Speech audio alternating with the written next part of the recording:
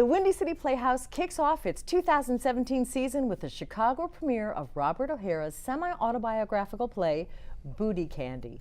Joining us now with the story are cast members Travis Turner and Rob Fenton. Welcome to Community Connection. Thanks for I having just us. love saying the title of the show, Bootycandy. It does make you smile, yeah. Yeah, absolutely.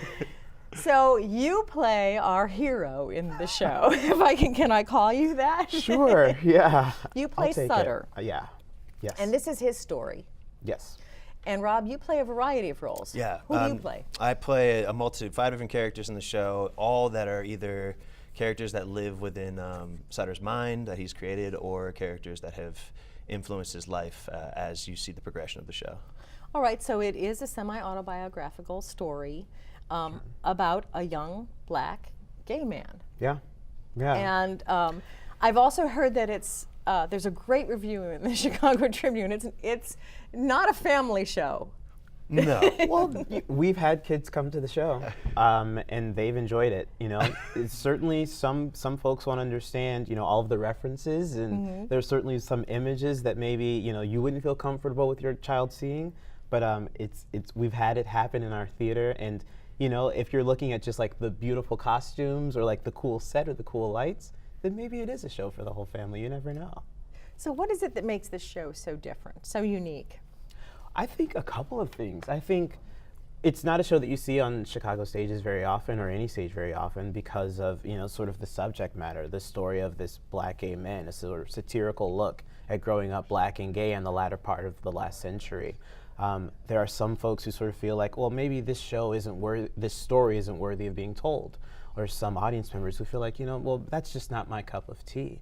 But I think you sort of learn, and we've had audiences who come and see it, and they just laugh, and they enjoy it. And it's cool to see this story told in a unique way, a unique story, and just sort of an uplifting night at the theater. So. Well, and I think we've talked too about how theater has an opportunity to educate. And this is definitely a show that allows that to happen with humor and candor. Yes. Right. Yeah, I mean, I feel like it's a safety valve, because some of the subject material we're diving at in a satirical way is heavy stuff sometimes, but if you have the release valve of comedy to allow you to kind of move on from one subject to the next without holding on to anything for too long, it makes the night interesting in terms of like how these moments of brevity can make you just fall out of your seat laughing. Yeah. Yeah. Yeah. So when you tell the story of of Sutter, as written by Robert, how much of you is channeling? That's funny. Some more nights than others. I mean, Robert O'Hara, to be in the room with our playwright and director, he's a remarkable man. But also, you know, he's a character. He really sort of is. And so, sort of reading the text, I had one understanding of the show sort of as it was before I met Robert, and then meeting him and sort of seeing his personality and just sort of the way he behaves amongst people. I think it sort of changed my characterization a little bit. And there are some nights where, you know, we sort of get going, and sort of this more sort of fierceness comes out of me. He's a very sort of fierce character. He can be sort of aggressive and just take ownership with his authority, which is really cool. You know, I think I'm sort of more of a meeker personality, maybe a little warmer. But you know, with sort of every night we kind of play with one another and sort of see what comes out of that. So when I said channeling, it really...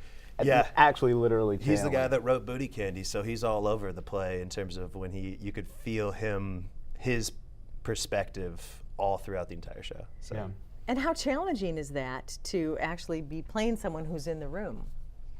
I mean, it's a unique challenge in that he directed the show before, and obviously he'd written it, and it's based on his own experience. So he's got a lot of the information that I, as an actor, would need to sort of get and filter through me for my performance. But ultimately, you know, it's not Robert. It's a version of him, you know, an exaggerated version. And it's a character that's on the page. So I think that's sort of how I try to approach it, as I could do an impression of Robert, but that's not what he wrote. You know, he wrote a separate character, and we have to honor that. And there are parts of me that I think there's maybe more of me in the show at times than there is of Robert, you know, because that's just the way it is an actor. It's nice that this show is in what I call mainstream theater, as opposed to just in the gay community. Yeah.